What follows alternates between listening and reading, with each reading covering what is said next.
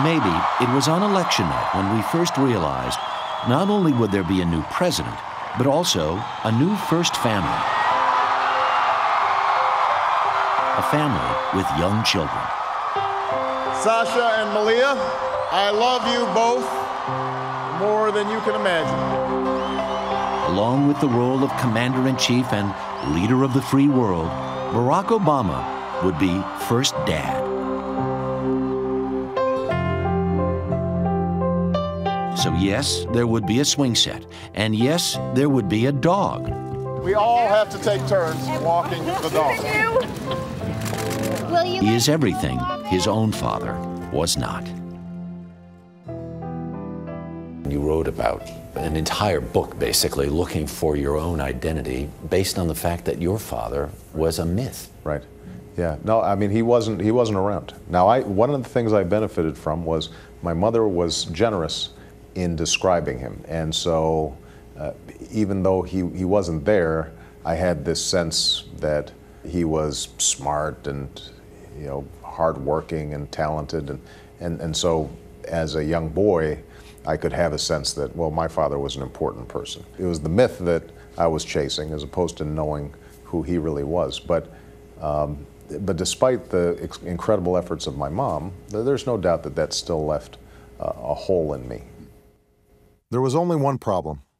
My father was missing, and nothing that my mother or grandparents could tell me could obviate that single unassailable fact. In his first book, Dreams from My Father, Barack Obama speaks about both the cultivated myth of his father and the cold, hard truth that he was absent by choice.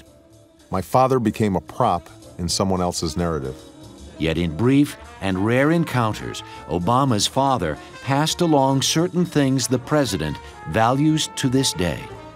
The incredible importance that the smallest gestures can make by a father. I still remember he gave me my first basketball. I realized that my passionate interest in basketball might have grown out of just that small gesture of him giving me a basketball for Christmas.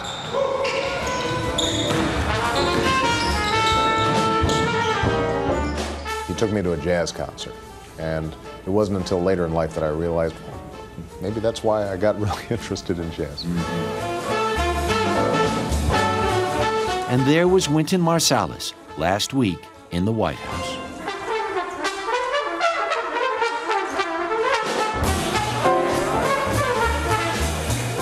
In this fatherless world, where did you learn to love?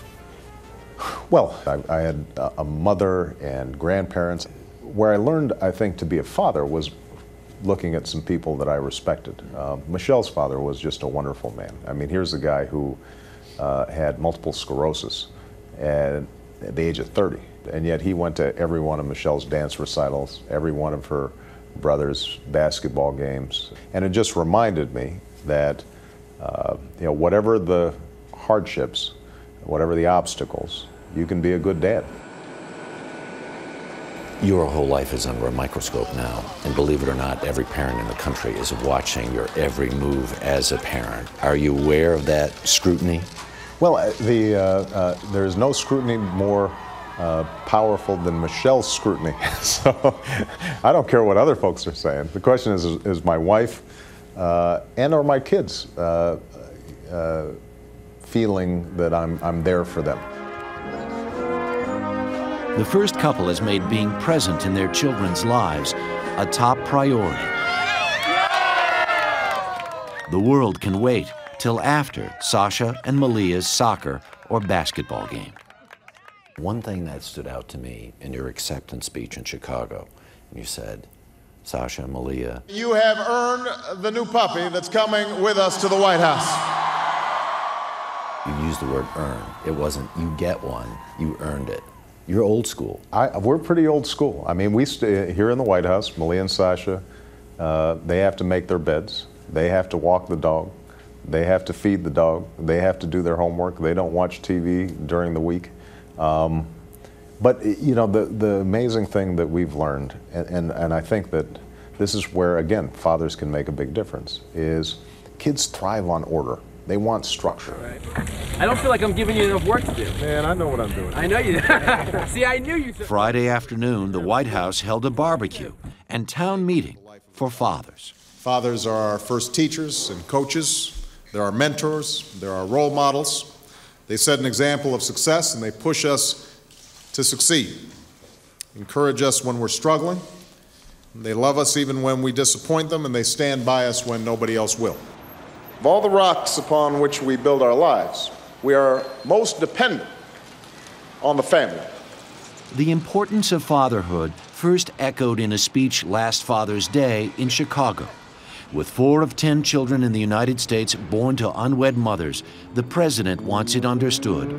It's time for men to man up. We need fathers to recognize that responsibility doesn't just end at conception. That doesn't just make you a father. What makes you a man is not the ability to have a child. Any fool can have a child. That doesn't make you a father. It's the courage to raise a child that makes you a father. The fact is that the absence of fathers has an impact on kids, and it's indisputable. You look at the data.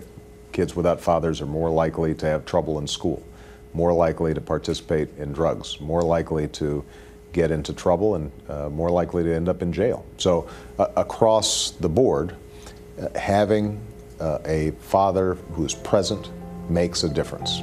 Being a part of your child's life is probably the most important thing you can do, not only for your child, but also for yourself.